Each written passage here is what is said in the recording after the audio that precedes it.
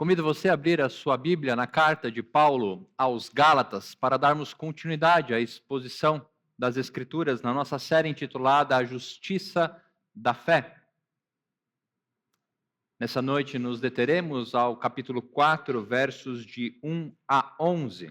A Epístola de Paulo aos Gálatas, capítulo 4, versos de 1 a 11.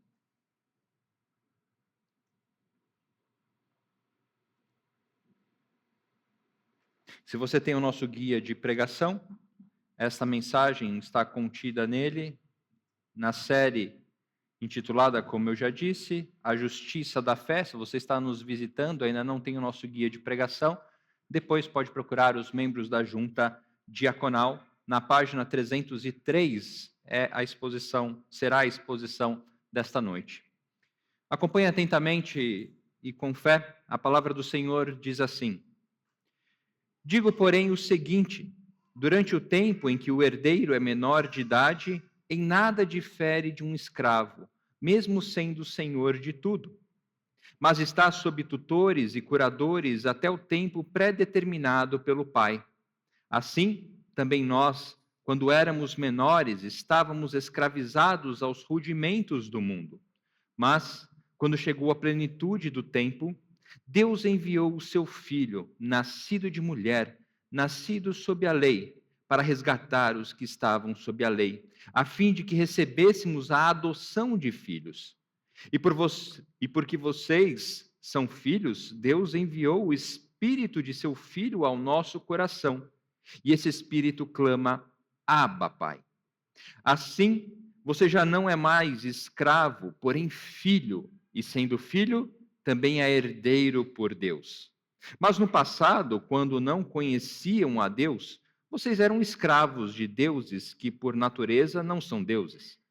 Mas agora que vocês conhecem a Deus, ou melhor, agora que vocês são conhecidos por Deus, como é que estão voltando outra vez aos rudimentos fracos e pobres, aos quais de novo querem servir como escravos? Vocês guardam dias, meses, tempos e anos. Receio que o meu trabalho por vocês tenha sido em vão. Até aqui a palavra do nosso Deus. Vamos orar? Ó Senhor, estamos diante da Tua palavra e cremos no poder dela para a nossa vida. Cremos também que o Senhor conhece os nossos dias, os nossos pensamentos e sentimentos. Por isso pedimos que nesta noite o Teu Santo Espírito nos conduza, Senhor, para aquilo que precisamos receber de Ti. Cremos que isso é possível porque Cristo morreu, para que assim pudéssemos, ó Pai, desfrutar da Tua revelação e da Tua obra em nossa vida. Oramos no nome do nosso Senhor Jesus Cristo, que vive e reina eternamente. Amém. Aqui estamos, dando continuidade à carta tão tensa ou ácida do apóstolo Paulo aos Gálatas. Se você já está acompanhando conosco a exposição desta carta, você vai lembrar que essa carta é a única carta do apóstolo Paulo que ele não começa com elogios à igreja a quem ele está escrevendo. Provavelmente essa tenha sido a primeira carta escrita pelo apóstolo Paulo após as suas viagens missionárias. E nós vimos em nossas últimas exposições que há na igreja da Galácia uma forte corrente de judaizantes adentrando essa igreja e pervertendo ou corrompendo o evangelho que Paulo havia pregado. Então Paulo escreve primeiramente contra este falso evangelho dos chamados judaizantes. Lembrando que judaizantes eram judeus que se diziam convertidos ao cristianismo, mas não queriam abandonar as práticas, os ritos religiosos, como meio de se alcançar a salvação. Principalmente, a discussão aqui estava também em torno da circuncisão. Esses judaizantes, chegando à igreja da Galácia, uma igreja de gentios, ou seja, de pessoas que não vinham do judaísmo, estavam recebendo ou sendo pressionadas a não abandonar, ou na verdade, a adotar práticas judaicas como meio para a sua salvação. Paulo então irá argumentar com relação a isso, de que a lei não tinha este propósito. No capítulo 3, nós vimos Paulo lembrando que a lei foi escrita muitos anos depois da promessa feita a Abraão, e Abraão foi justificado porque creu. Então Paulo diz: não há cabimento da lei ser o meio pelo qual irá conduzir vocês à salvação. Mas Paulo então oferece ou apresenta qual é o papel da lei. E nós vimos que o papel da lei na nossa última exposição é caracterizar o nosso pecado, caracterizar a nossa total falta de capacidade de salvação, mas também nos conduzir à salvação. Paulo utiliza a expressão guardião. Então a lei tinha estes dois papéis: dizer que você é um pecador, que você não consegue alcançar a sua salvação pelos seus próprios méritos, mas que por meio da observância da lei você seria conduzido à salvação em Cristo Jesus pela fé. Salvação mediante a fé. Este é o cerne da carta de Paulo aos Gálatas. Somente pela fé em Cristo Jesus somos salvos. No verso 24 do capítulo 3, Paulo conclui: de maneira que a lei se tornou o nosso guardião para nos conduzir a Cristo, a fim de que fôssemos justificados pela fé. Mas agora que veio a fé, já não permanecemos subordinados a este guardião. E por isso a nossa filiação em Cristo Jesus se assemelha a Abraão. Lembre-se que a igreja da Galácia era uma igreja de gentios, ou seja, de pessoas que não tinham o lastro histórico, cultural e religioso do judaísmo. Eram pessoas que não conheciam a Torá, ou que não conheciam os mandamentos, ou que não estavam apegados aos ritos. E Paulo então diz: em Cristo Jesus fomos feitos descendentes de Abraão, quer judeu, quer gentil. Mas e nos dias de hoje, o que isso impacta? Impacta que muitas pessoas querem se aproximar do cristianismo, querem se aproximar de Deus, estipulando como esta relação se dará. Muitas igrejas ou denominações que se dizem evangélicas continuam se apegando a ritos, a ordenanças, a simples observação da lei, como forma de garantir a sua salvação ou redenção. Muitas pessoas apenas querem uma lista do que precisam fazer para alcançar a sua redenção. Eu preciso fazer parte de uma igreja? Ok. Eu preciso dar o dízimo? Ok. Eu preciso fazer parte de uma sociedade interna? Ok. É isso que eu tenho que fazer? Então eu farei isso para, então, conquistar a minha redenção. E o coração humano vagueia por este mundo perdido neste sentimento. Há pessoas que encontram certa satisfação ao fazer isso, pertencer a alguma igreja, alguma seita, algum movimento espiritual, e acharem que nisso encontram a sua redenção. Outros estão perdidos, tateando este mundo atrás do poder financeiro, do status.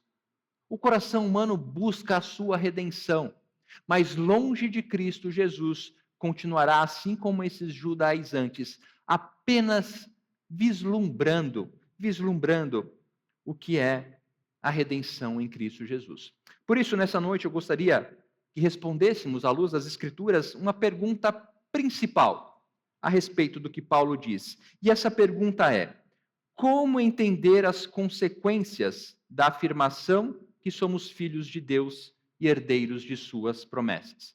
Como entender essa afirmação que o apóstolo Paulo diz, de que somos filhos de Deus e herdeiros de suas promessas?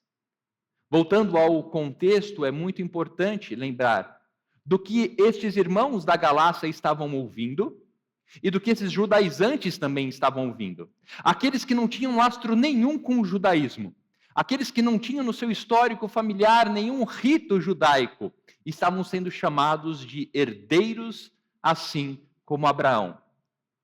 E o contrário também, os judaizantes que estavam tentando pressionar essa igreja estavam ouvindo que aqueles gentios não precisavam mais da lei para serem considerados herdeiros à semelhança de Abraão.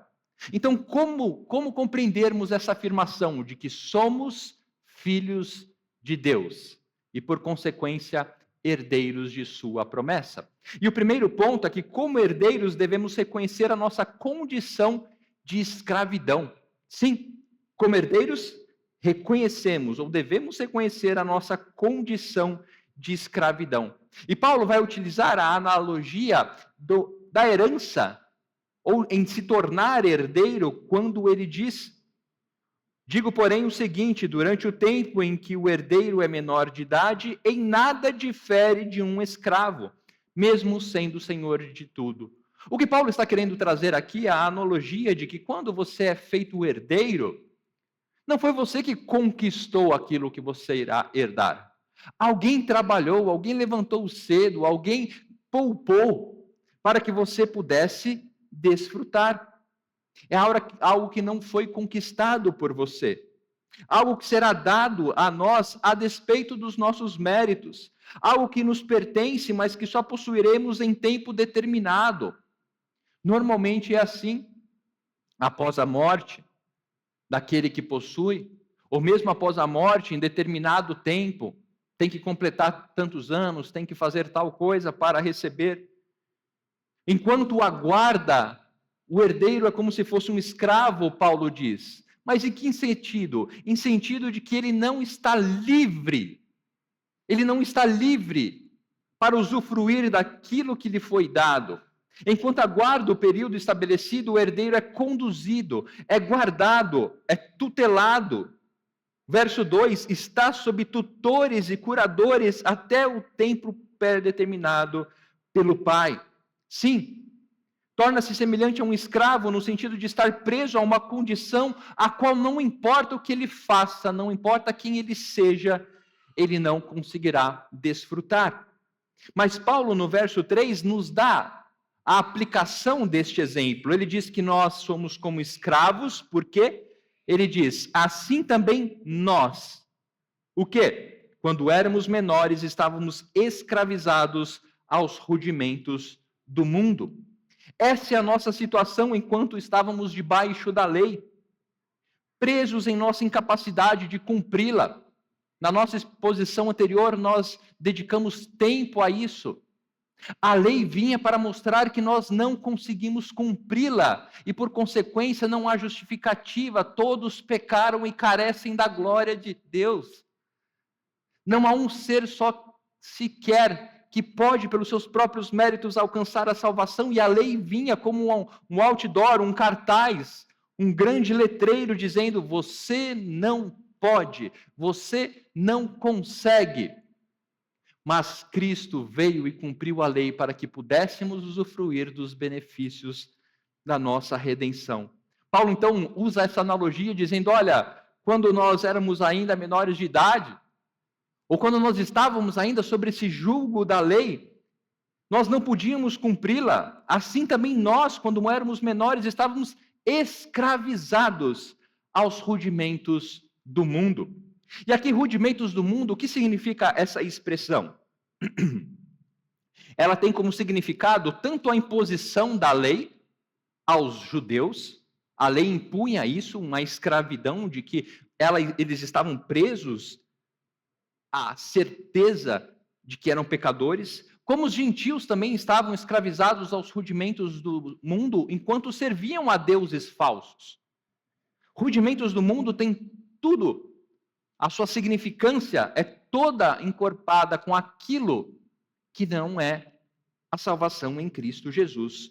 Rudimentos do mundo, a lei, deuses pagãos, mas também os espíritos malignos que constantemente tinham autoridade e têm autoridade neste mundo e que nos acusam do nosso pecado.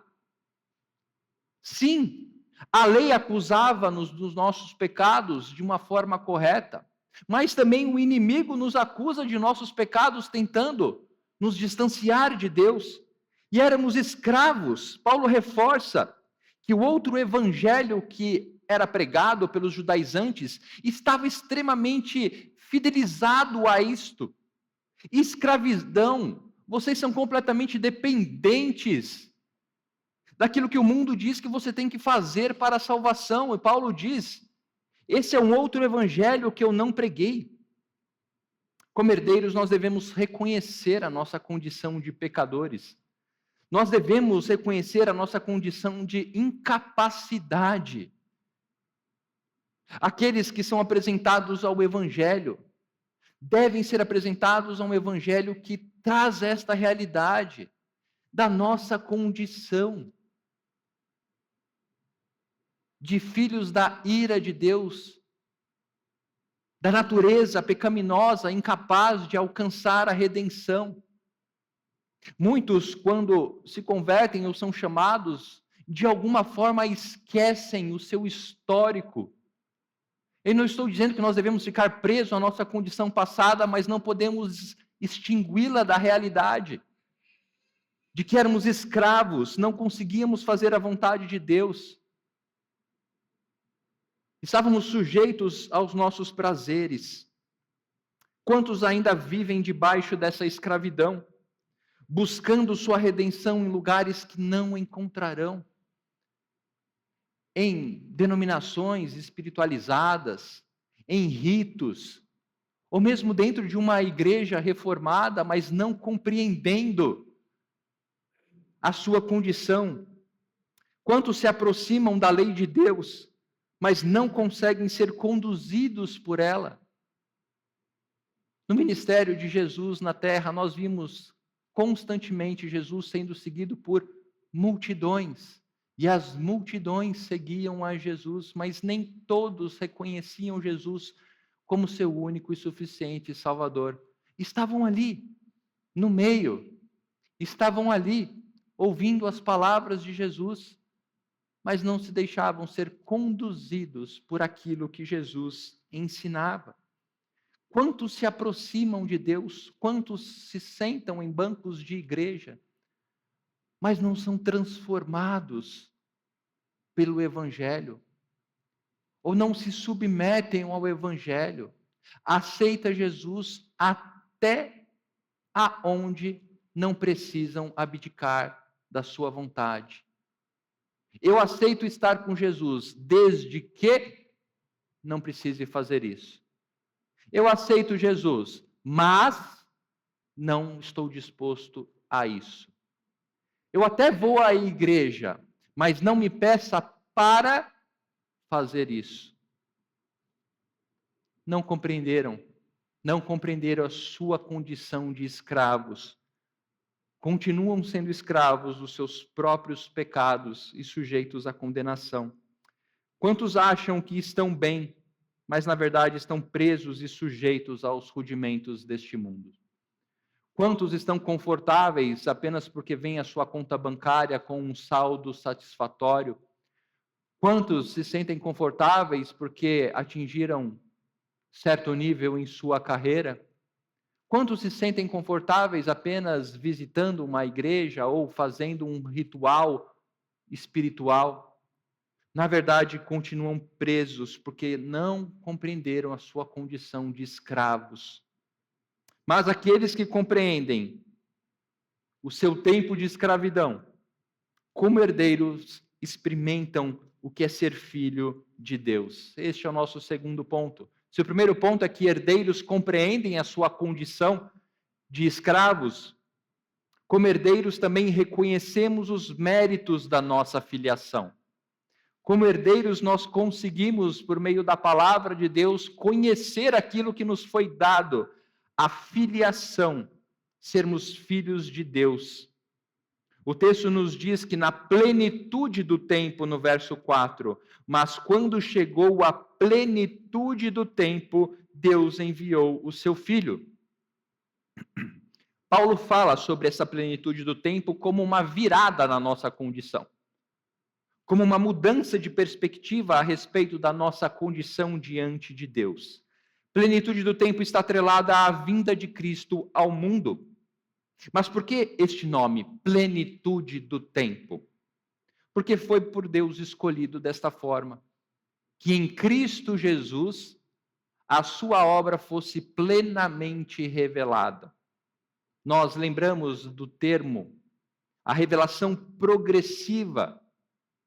É quando Deus se revela desde o Antigo Testamento de forma progressiva.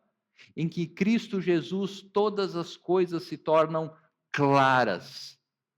Então, se você está acostumado com essa terminologia, mas nunca a compreendeu, plenitude do tempo significa a revelação completa de Deus aos homens em Cristo Jesus. Foi o tempo que Deus escolheu em sua soberania e propósito eterno para consumar a adoção dos seus filhos em Cristo Jesus. Foi consumada a nossa adoção como filhos de Deus. Aprove a Deus que assim fosse. Deus decidiu desta forma. Deus podia muito bem decidir a consumação da nossa filiação logo após a queda, 3 dias após Adão pecar. Mas ele não quis assim. Ele nos revelou progressivamente ao homem a sua obra, quem ele é, a sua condição de santo, e ao mesmo tempo apresentou-nos o pecado. Dentro do propósito de Deus encontra-se o processo escolhido por ele para nos demonstrar isso. Revelação progressiva e aprofundada. Aprendemos por meio da palavra de Deus a criação. Como Deus criou tudo bom, perfeito. Aprendemos qual é o protótipo, aprendemos qual é a boa, perfeita e agradável vontade de Deus. Aprendemos também sobre a queda. Aprendemos também sobre a nossa incapacidade. Mas na plenitude do tempo, aprendemos sobre a redenção em Cristo Jesus. Vejam só que interessante, dentro do propósito de Deus, Deus escolheu em Cristo Jesus apresentar-nos a nossa redenção, porque somente Cristo poderia nos conduzir a ela. Mas Deus também planejou, arquitetou e executou para que tudo convergisse para isso. Vejam só questões seculares, por exemplo. A língua falada, quando Cristo é encarnado, o grego, conhecido por todo o mundo conhecido, para que o evangelho pudesse ser transmitido a diversos povos, na plenitude do tempo havia uma única língua sendo falada ou mundialmente conhecida. Você tinha outras línguas, mas o grego era conhecido por toda a extensão. Você tinha a Pax Romana, por exemplo. Sob o domínio do Império Romano, você tinha acesso a todo o império. Aqueles que pregavam o evangelho podiam ser enviados. Nós vimos hoje pela manhã o reverendo Daniel falando sobre o envio. Deus proporcionou em seu tempo, em sua escolha, a plenitude da sua revelação. Mas Paulo não para só por aí dizendo que em Cristo nós aprendemos sobre a nossa filiação. Mas ele nos dá o modo ou os méritos pelo qual nós nos tornamos filhos, quando ele diz: Deus enviou seu filho, nascido de mulher. Por que Paulo precisou falar isso? Por que trazer o foco a isso? Deus enviou o seu filho, nascido de mulher. Uma referência clara ao proto-evangelho de Gênesis 3,15. Como sendo Cristo aquele que queria cumprir a promessa de que o descendente da mulher viria para salvar. Porém, inimizade entre você e a mulher, diz Gênesis 3,15, entre a sua descendência, a descendência da serpente, e a descendência da mulher. Este lhe ferirá a cabeça e você lhe ferirá o calcanhar. Paulo está demonstrando como a nossa filiação se deu. Como você pode dizer que é filho de Deus? Por meio dos méritos de Cristo, único e exclusivamente. Cristo se encarnou como homem, nascido de mulher, mas também nascido sob a lei, Paulo lembra.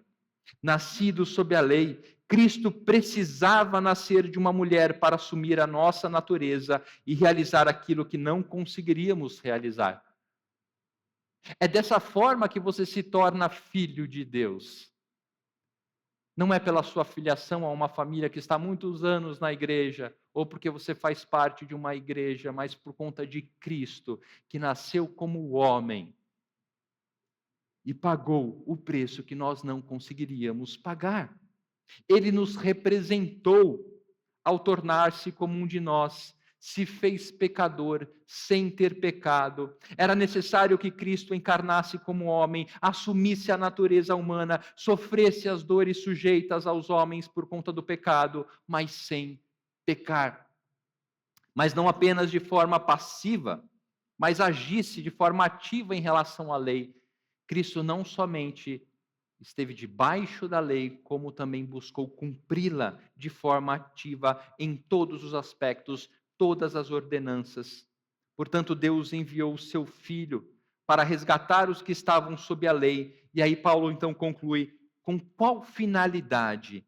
A fim de que recebêssemos adoção de filhos. Final do verso 4. Qual a finalidade da encarnação de Cristo? De ele se sujeitar à lei, de ele pagar o preço pelos nossos pecados, com a finalidade de nos tornar filhos de Deus.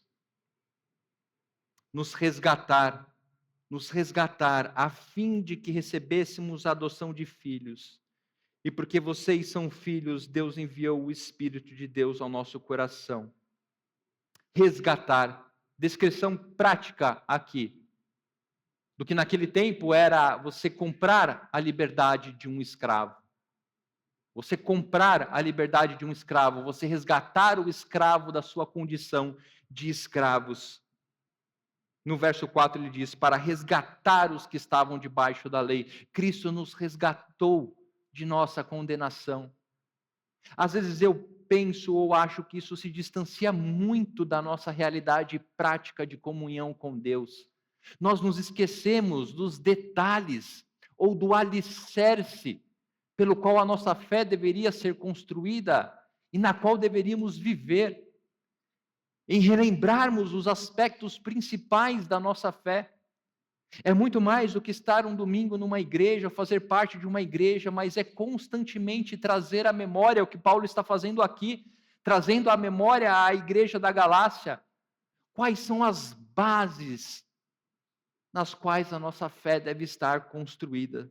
Resgatados como escravos da lei e dos rudimentos desse mundo, Cristo pagou o preço da nossa liberdade. Como? Assumindo a nossa culpa. Não por méritos, mas por graça. Não merecíamos, é dom de Deus, é dádiva. Tome, experimente. Usando uma expressão tão depreciada dos nossos dias, receba. Receba a salvação em Cristo Jesus, como aquilo que lhe é suficiente para uma nova vida. Seja filho de Deus, mas compreenda como você se tornou filho de Deus. Não há expressão mais errada a relação a este tópico do que o dito popular, todos são filhos de Deus. Mentira!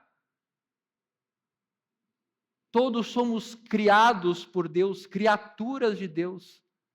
Mas nem todos são filhos de Deus. Não há como sermos adotados como filhos de Deus, senão por meio do eterno Filho de Deus. Não há como você ser um filho de Deus, se não for por meio daquele que é o eterno Filho de Deus. Este evangelho é bem diferente do que estava sendo pregado, e Paulo tem que dizer isso. O que Paulo está demonstrando é, olha, vocês receberam um outro evangelho que não o que eu preguei. E a diferença principal é essa, que o evangelho ao qual vocês estão tendendo a aceitar é um evangelho que dá a vocês o poder, que dá a vocês a autonomia, que dá a vocês ao senso de que vocês podem. Mas o verdadeiro evangelho diz, descanse, descanse em Cristo. O evangelho de João nos lembra a respeito disso, no capítulo 1, a partir do verso 10, quando diz, o verbo estava no mundo, o mundo foi feito por meio dele, mas o mundo não o conheceu. Veio para o que era seu, e os seus não o receberam. Mas a todos, quanto o receberam, deu-lhes o poder de serem feitos filhos de Deus, a saber, aos que creem no seu nome, os quais não nasceram do sangue, não precisam ser da linhagem judaica, nem da vontade da carne, nem da vontade do homem, mas de Deus. A todos o que o receberam. Se você quer usar essa expressão, receba, utilize dessa forma. Receba a sua filiação por meio de Cristo Jesus. Receba a sua condição de herdeiro única e exclusivamente por meio de Cristo Jesus.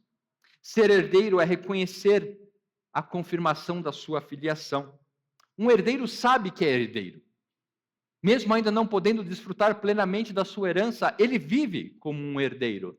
Ele é tutoriado como um herdeiro, ele é guardado como um herdeiro. Ele sabe exatamente o que lhe fez ser um herdeiro.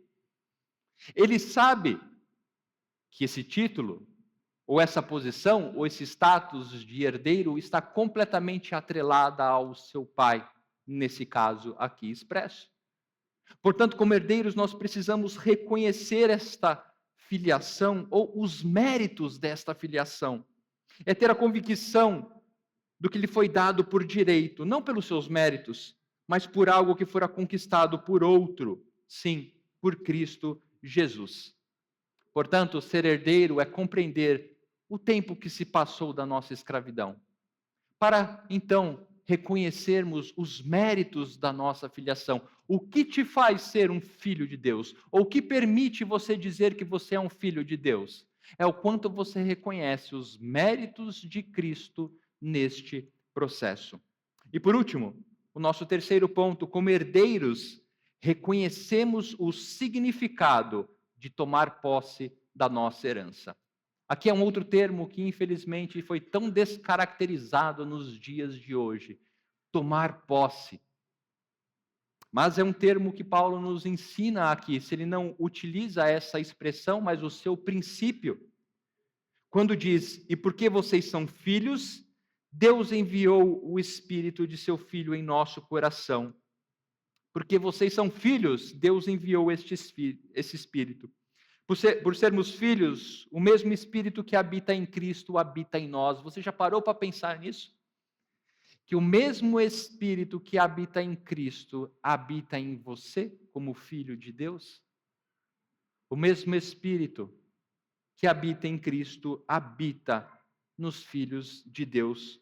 Por meio desse Espírito podemos dizer Abba Pai. E essa é uma expressão que veio para mudar completamente no Novo Testamento a compreensão de intimidade, de relacionamento com Deus. Jesus Cristo utiliza por diversas vezes esta passagem, ou esta expressão, Abba Pai. Uma expressão que muitos traduzem como paizinho ou pai querido, mas eu prefiro em ficarmos com o princípio dela, que é um princípio de extrema intimidade. O mundo até então conhecia Deus como aquele que cuida, que protege o seu povo. Mas por meio da plenitude da revelação, por meio do Filho, que nos pega pela mão e nos ensina agora como podemos chamar o nosso Pai que está nos céus. Pai querido, Pai que cuida, Pai que ouve as nossas orações.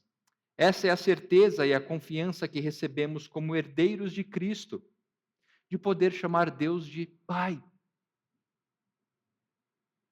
De poder chamar Deus de Pai e saber que Ele ouve os seus filhos, de experimentar o amor, cuidado e atenção.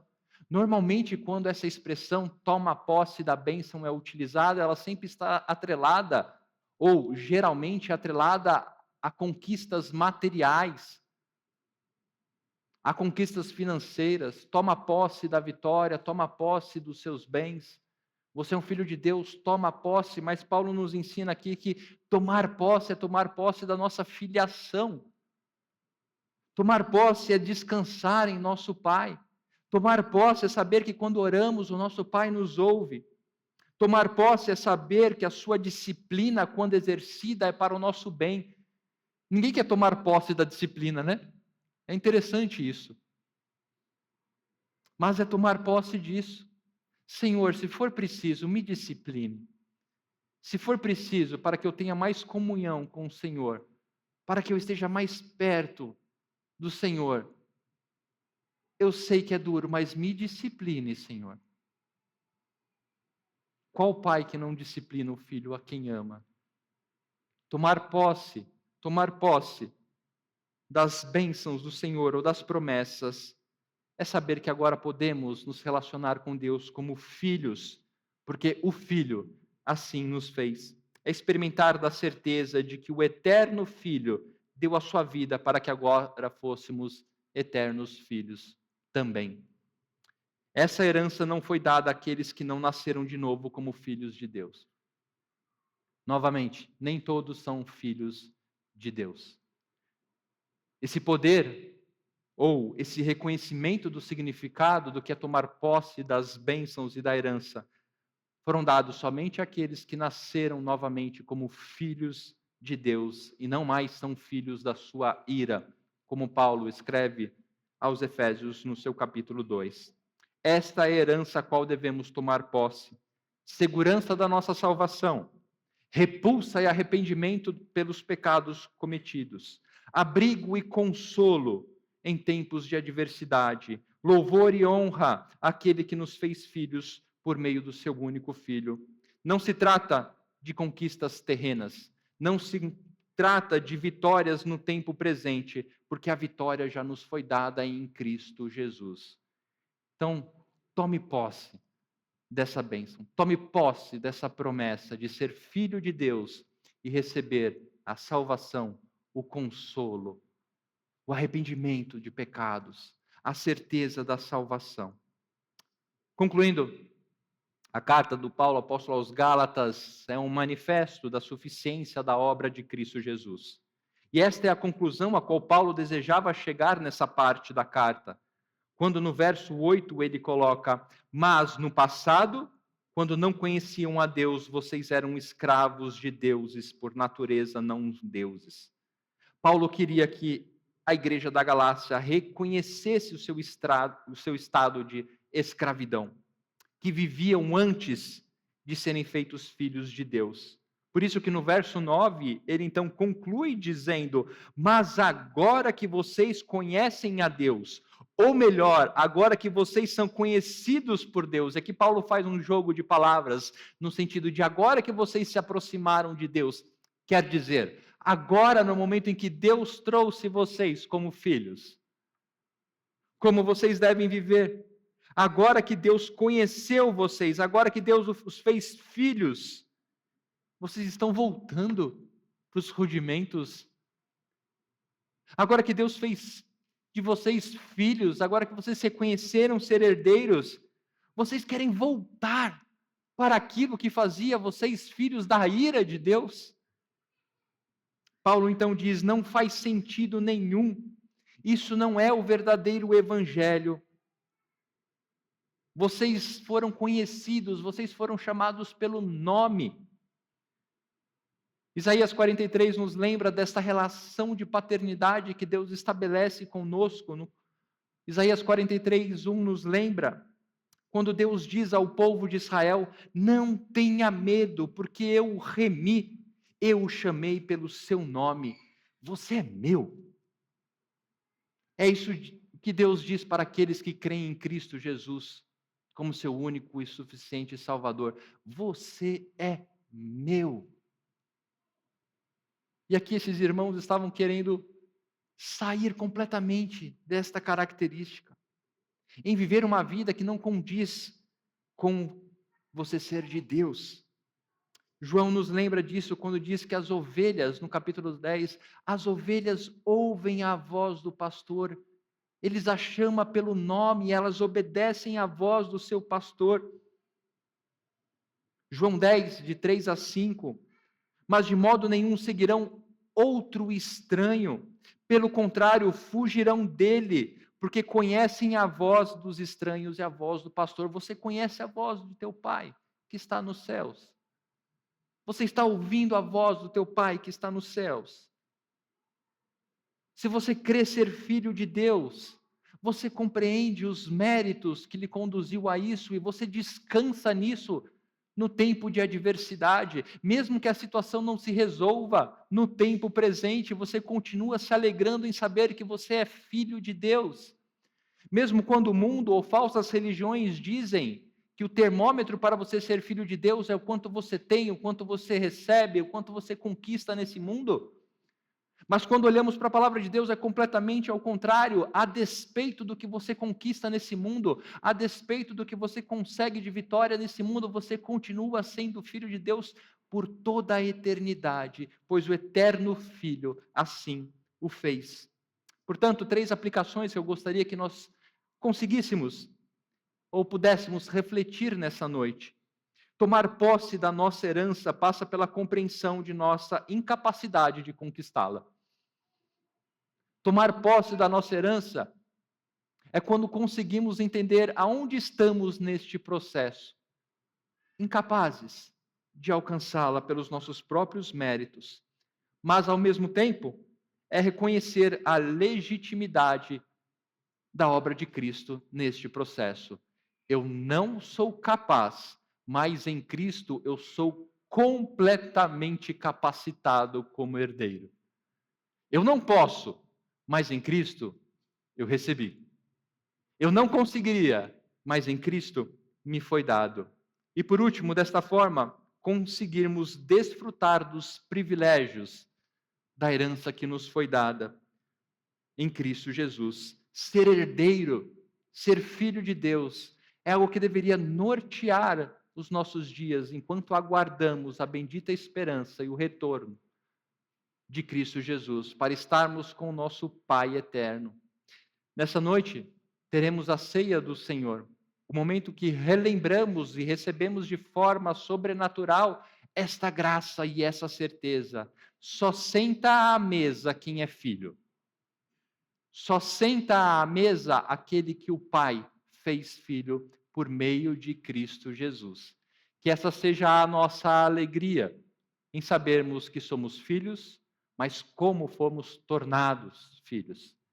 Que essa seja a nossa pregação a este mundo caído. Que Deus tem um povo e faz filhos por meio de Cristo Jesus. Que o mundo conheça a nossa filiação pelos méritos que ela realmente se deu. Vamos orar? Senhor, obrigado a Deus, obrigado pelo tempo que o Senhor nos dá. A tua palavra nos ensina, Senhor, dos perigos que nos rondam, dos perigos que podem brotar do nosso próprio coração, Senhor.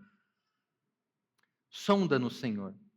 O Senhor conhece os nossos dias, o Senhor conhece os nossos pensamentos e certamente o Senhor conhece a forma como estamos lidando no relacionamento contigo. Pedimos que o teu Santo Espírito nos mostre, Senhor, aonde temos errado. Ou também, Senhor, que revigore e nos fortaleça na certeza daquilo que temos nos apropriado de forma correta. Queremos, Senhor, sim, tomar posse das nossas bênçãos, que nada mais são, Senhor, do que a nossa filiação a Ti. E depois disso, Senhor, nada mais nos importa. Como lemos nesta noite no Salmo 16, o Senhor é a nossa porção, o Senhor é tudo o que precisamos e em Cristo Jesus agora temos. Que o nosso coração seja preenchido dessa alegria, que nos momentos de fraqueza, de tristeza, de angústia, o Teu Santo Espírito nos lembre sobre a nossa filiação e a certeza da nossa herança. Esta é a nossa oração que fazemos em nome de Cristo Jesus. Amém.